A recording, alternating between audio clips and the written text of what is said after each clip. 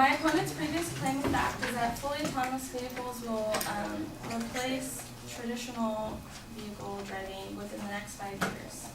There are three secondary claims where autonomous vehicles in their current state have substantially reduced collisions. Their second secondary claim was that autonomous vehicles in their current state take the most efficient route, and their third secondary claim is that technology trends have accelerated at an extremely fast pace. Today I'm going to refute this claim that fully autonomous vehicles will not phase out traditional driving within the next 5 years. So accidents occur because humans are behind the wheel, and artificial intelligence would obviously be taking control in that situation. And I've looked up and done some research and found that there's Google reports done, and very few of these cars have actually driven safely and not gotten in accidents. I have one example from Detroit Free Press, and it states that a Google AV began to proceed and was driving in the lane, and there was sandbags on the side. A public transit bus was approaching from behind. The Google AV test driver saw the bus approaching in the left side mirror, but believed that the bus would stop or slow down to allow the Google AV to continue. Approximately 3 seconds later, as the Google AV was returning the center of the lane, it made contact with the side of the bus. So they obviously, and artificial intelligence doesn't have what we have, like they don't have peripheral vision to be able to turn around and look and take that pause because they're not used to driving. It's not a real human. And another reason why it wouldn't be able to replace regular driving in the next 5 years is roads. Our country has neglected to fix its roadways, and it's been bad for so long that it would take a lot longer for autonomous cars to just take over the roads. So it's something that could happen, but definitely not in the next 5 years. My next claim is that my opponent states that humans cannot compute the exact miles per hour needed to achieve maximum fuel efficiency. That is true, but as I did more research, according to the Tesla and autonomous cars collide with reality, we have cars that show the mileage we can make that's the most efficient, apps that allow us to go the fastest route in a hand-free setting. So like we have Google Maps, we have our phones with Siri, we have Bluetooth cars that have Bluetooth connected, and you're able to drive, focus, and they're able to give you that fastest route, and you're also in control. You're not putting your life in a computer's hands. So my next claim is that technology trends have accelerated at an extremely fast pace. My opponent actually had no works cited, and it was very hard to look for evidence to refute what he was saying because I looked up what he was saying and I honestly didn't find much evidence on it. But obviously technology has grown at a fast pace, so that was a very vague claim to have. But as I did my own research and I looked into car brands, and he stated that so many brands agreed that by 2020 autonomous cars would take over. And I looked at thefastcompany.com for Volvo Concept 26 images, that interior of fully autonomous vehicles by Auto Week, and it states that the Google autonomous vehicles and others all agree with what it said, that by the year 2021, only 10 cities would have autonomous vehicles replacing the regular cars. And these 10 cities are cities that have those fixed roads that autonomous vehicles would need to have other autonomous vehicles to work in a successful way. You can't have 3 autonomous vehicles and then the rest regular vehicles, because humans obviously think differently than a computer, so that would then cause collision like I explained in the first claim. So the 3 points that I refuted were autonomous vehicles in their current state have substantially reduced collisions, but again, I explained how it's only been tested for so long and it would take more than 5 years to get everything together.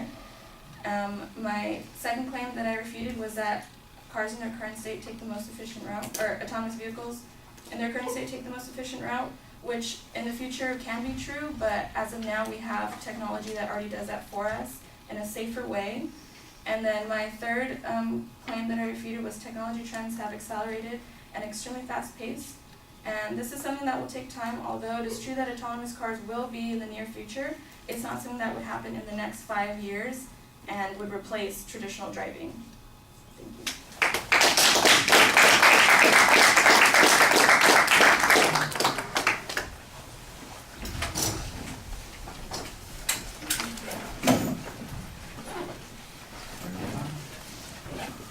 All right, well, the material is previewed pretty clearly. You seem to be taking a counterclaim that says it's not going to happen in 5 years, which is perfectly reasonable to suggest. I do think that you need to emphasize some of the evidence that you presented there to make that point. For example, I thought you had a pretty good piece of information from what sounded like the Google site itself, suggesting that they would be very limited to those 10 major cities, and there would have to be certain conditions that would be met in order for that to occur.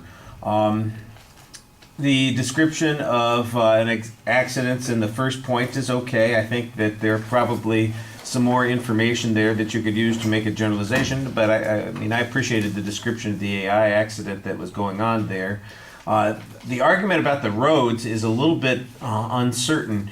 First of all, it's all asserted, and then I assume that the problem is that autonomous vehicles would just treat roads as if they are all, just roads and the same, as opposed to recognizing that there is construction going on, that there are potholes, that there are detours, that all kinds of weird things happen. It would be nice if you had some examples of those kinds of things, and it probably wouldn't be. Even if you used a hypothetical example, I think you could say to people, I'm sure all of you have run into that problem sometime when you got on Google Maps, asked for directions, and it took you, and the road that it suggested no longer is there. It's been closed for 5 years or something like that. And there are some examples that I think you could use to maybe prove that point. So I like the idea, but it's all asserted there, and it needs a little bit of development.